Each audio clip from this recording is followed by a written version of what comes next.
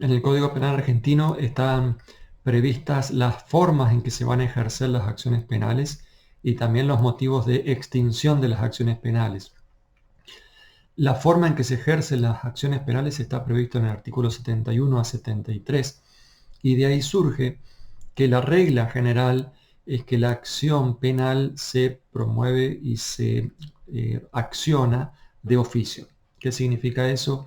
Que como regla general los órganos estatales, sea los fiscales o los jueces de instrucción, según el sistema procesal penal de cada provincia, tienen la obligación de iniciar la investigación y juzgamiento en todos los delitos de posible existencia en el territorio nacional. Entonces, la regla general es esa, se tiene que iniciar de oficio, sin necesidad de una denuncia del damnificado. El solo hecho, el conocimiento que tuviera el funcionario judicial o el funcionario del Ministerio Público Fiscal ya debería obligarle al inicio de esa persecución penal. Ahora bien, hay excepciones. Entonces, se habla de acciones públicas y acciones privadas. A su vez, las acciones públicas pueden ser públicas propiamente dicha o públicas dependientes de instancia privada. ¿Qué significa o qué diferencia hay? En las acciones privadas es el damnificado, el sujeto damnificado, quien tiene que iniciar la investigación, avanzar y continuar hasta una eventual condena o absolución del acusado.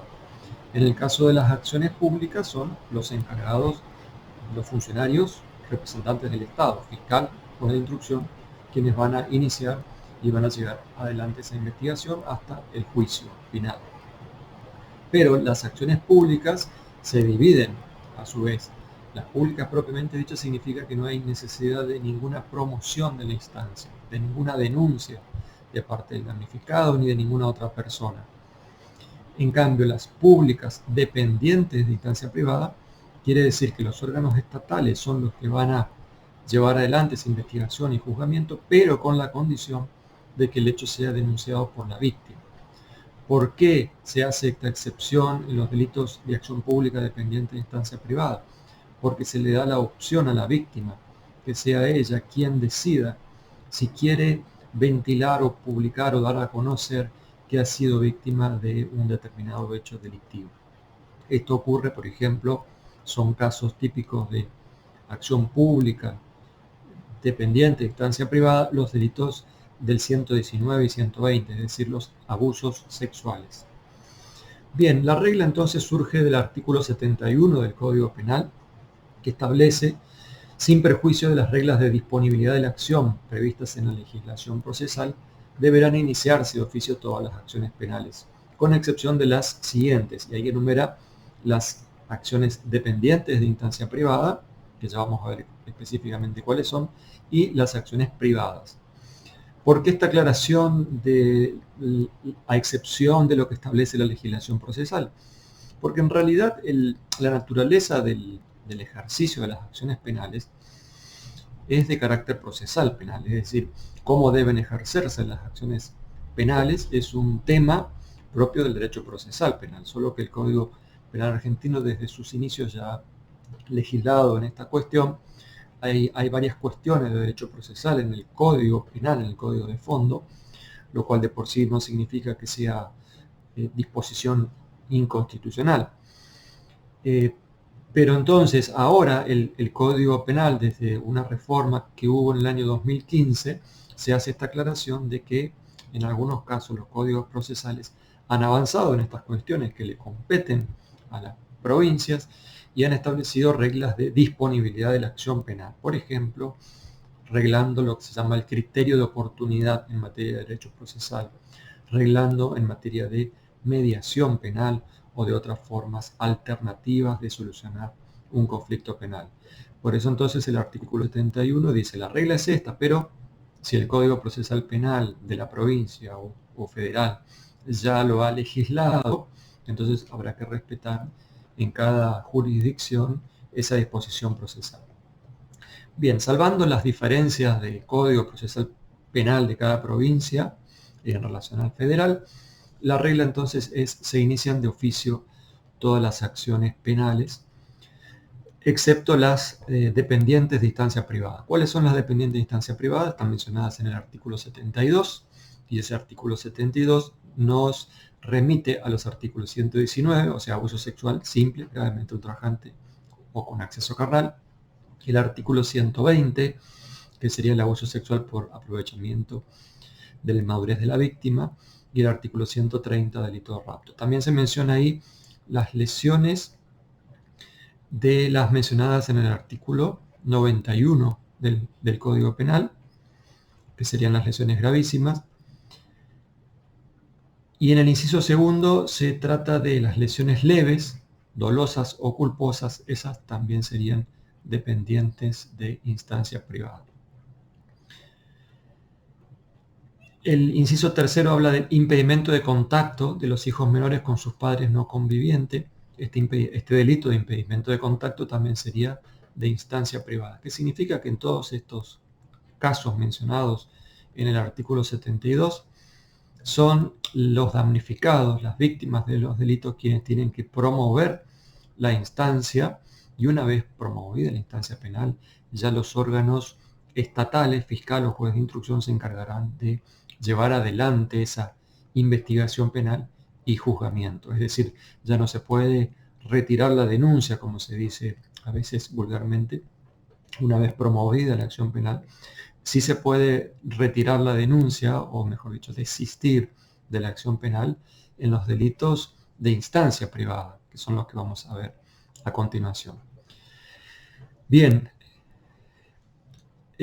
también se autoriza a hacer la denuncia, no solo al agraviado, sino también al agraviado del delito, sino también al tutor, guardador o representantes legales en caso de una persona, por ejemplo, menor de edad, que no podría hacer la denuncia. Y el mismo artículo aclara que se procederá de oficio, sin embargo se procederá de oficio en los casos del inciso primero cuando la víctima fuere menor de 18 años o sea incapaz, en los casos del inciso segundo cuando median razones de seguridad o de interés público, en el inciso 2 y 3 cuando el delito fuere cometido contra un menor que no tenga padres, tutor o guardador, o que lo fuere por uno de sus ascendientes, tutor o guardador. Lógicamente, si el delito es cometido contra un niño por su propio padre, difícilmente ese niño vaya a denunciar el hecho. Por eso es que se habilita la promoción de la acción penal aún sin denuncia expresa del damnificado o de sus representantes legales en estos casos específicos. Luego, el artículo 73 establece cuáles son las acciones privadas y ahí menciona en el inciso primero los delitos de calumnias e injurias, o sea, los delitos contra el honor. Estos son delitos de acción privada, lo cual significa se inician desde la investigación y hasta el juzgamiento, hasta el juicio final, por parte del propio damnificado con representante legal, con su abogado, mejor dicho, con su patrocinante. Generalmente en los códigos procesales penales se establece para estos delitos de acción privada un procedimiento especial, distinto al procedimiento genérico de los delitos comunes. Es decir, en estos delitos de acción privada no existe una etapa de instrucción separada de la etapa de juicio, sino que se hace todo el juicio en un mismo procedimiento, que generalmente la mayoría de los códigos, por lo menos en forma tradicional, está a cargo de los juzgados correccionales. Entonces, inciso primero, calumnias e injurias. Inciso segundo, violación de secretos, delito contra la libertad, salvo en los casos de los artículos 154 y 157, que son delitos en los que la violación de secreto la comete algún funcionario público. El inciso tercero habla de la concurrencia desleal del artículo 159 y el inciso cuarto del incumplimiento de los deberes de asistencia familiar cuando la víctima fuere el cónyuge, porque cuando la víctima fuere el hijo menor de edad, eso lo vemos anteriormente, no es de acción privada, es de acción pública, aunque dependiente de instancia privada. Finalmente dice el artículo, son acciones privadas también las que, de conformidad con las leyes procesales, es decir, de acuerdo al Código Procesal Penal de cada provincia, se haya dispuesto la conversión de la acción pública en acción privada. Esto es común en los códigos más modernos de nuestro país. Es un tema muy discutido en el ámbito del derecho procesal penal, lo que se llama el principio el principio de legalidad, es decir, el principio que obliga a los funcionarios judiciales, fiscales y jueces de instrucción a iniciar y promover todas las causas penales, sin excepción, aunque fueran, digamos, de menor cuantía. Si son delitos, tienen la obligación de iniciar. Entonces, desde hace muchos años se viene discutiendo en el ámbito del derecho procesal penal la inconveniencia de ese principio de legalidad y la idea de la oportunidad, el principio de oportunidad como una forma de elegir qué casos son los importantes, a qué casos son los que se tiene que dedicar el Estado a través de sus representantes judiciales y no a todos los casos, lo que provoca en definitiva una gran mora judicial, una prescripción de cantidad de causas y en definitiva no nos dedicamos a las causas verdaderamente importantes. Por eso es que los códigos procesales penales desde hace un tiempo vienen estableciendo estas disposiciones de la conversión de la acción pública al principio de oportunidad, de decir, bueno, no, en este delito, que no es un delito tan grave, en el que no hay un gran interés social, el fiscal se va a desentender y le va a permitir al damnificado, que se constituye como querellante, continuar él con la acción penal. Eso es lo que trata de respetar el Código Penal en este artículo 73, después de la reforma de la Ley 27.147, que es del año 2015. Bien, estas son las reglas relativas al ejercicio de las acciones penales. Cada código procesal, como hemos visto, el Código Penal remite a las disposiciones de los códigos procesales penales de provincia y cada código procesal penal de provincia tendrá diferentes institutos a los fines de hacer eficaz, digamos, ese principio de oportunidad, o de otros institutos como la mediación penal, por ejemplo, existente en el caso del Código Penal del Chaco, por ejemplo, ya desde el año 2003 aproximadamente, entre 2003 y 2004. Bien, vamos a ver ahora la regla en materia de extinción de las acciones penales.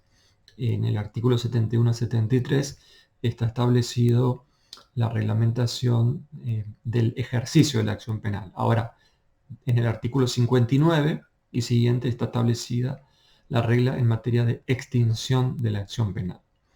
Dice el artículo 79 que la acción penal se extinguirá por la muerte del imputado. Esto significa cuando el imputado muere y por consecuencia del principio constitucional de intrascendencia de la pena, esa acción penal, ese juicio penal, no se puede continuar contra los familiares, cosa que, por ejemplo, en el ámbito del derecho civil, por una cuestión de responsabilidad civil, podría darse contra los herederos. En el ámbito del derecho penal, lógicamente, eso es imposible. Entonces, muere el imputado, se extingue la acción penal, es decir, termina la acción penal y ya no hay posibilidades de continuar con la investigación penal respecto a ese delito. Excepto que existan otros imputados, la acción penal continuará con respecto a esos otros imputados. El inciso segundo del artículo 59 menciona también la amnistía como una forma de extinción de la acción penal. Esto significa la posibilidad del dictado de una ley por parte del Congreso Nacional que disponga el olvido de una determinada conducta delictiva con todos los requisitos que se establecen constitucionalmente para el dictado de esta ley de amnistía. El inciso tercero del artículo 59 también establece que la prescripción es una forma de extinción de la acción penal, lo cual significa por el transcurso de un determinado periodo de tiempo entre la comisión del delito y el juzgamiento, no se puede dilatar indefinidamente la investigación y el juicio de una causa penal. Entonces la prescripción es un motivo de extinción. Vamos a ver en un video aparte porque es un tema que genera muchas discusiones y hay muchas aclaraciones que hacer al respecto. En el inciso cuarto se habla de la renuncia del agraviado respecto de los delitos de acción privada. Los delitos de acción privada que veíamos recién, por ejemplo, injurias y calumnias, la renuncia del agraviado es un motivo para extinguir la acción penal. Ahí sí se puede disponer de la acción penal. El damnificado puede disponer de la acción penal y decir, bueno, hemos llegado a un acuerdo con el querellado, con el supuesto injuriante o calumniador, hemos llegado a un acuerdo, no hace falta continuar con la acción penal. Ese es el caso previsto en el inciso cuarto. Luego el inciso quinto del artículo 59 se refiere otra vez a los criterios de oportunidad de acuerdo a las leyes procesales. El inciso sexto habla de la conciliación o reparación integral del perjuicio, de acuerdo a lo dispuesto por las leyes procesales. Se darán cuenta de que estos son incisos nuevos originalmente en el código, esto no estaba previsto. Este inciso quinto y sexto hace referencia entonces a todos estos institutos que se incorporaron en los códigos procesales penales y significan formas alternativas de terminar con la acción penal. Por ejemplo, la mediación penal, por ejemplo, la conciliación, la reparación. Luego el inciso séptimo hace referencia también al cumplimiento de las condiciones establecidas para la suspensión del juicio a prueba, para la probation, un instituto que hemos visto ya es una alternativa a la pena privativa de libertad de corta duración. No hacía falta que lo estableciera ahí porque en el 76 bis y siguiente se hace referencia a que la consecuencia de la suspensión del juicio a prueba cuando se cumple con todas las pautas es la extinción de la acción penal. Pero bueno, a los fines de dejar en claro, se incorporó también este inciso séptimo en el artículo 59. Luego el artículo 61, que hace referencia a la amnistía, dice que en el caso de amnistía se extingue la acción penal, cesan la condena y todos sus efectos, excepto las indemnizaciones que se deben a particulares. La amnistía, vale aclarar, no es lo mismo que el indulto. El indulto lo que hace o lo que provoca es la extinción de la pena, no de la acción penal. De modo que eso está previsto también en el Código Penal como un motivo, el indulto de extinción de la pena, no de la acción penal.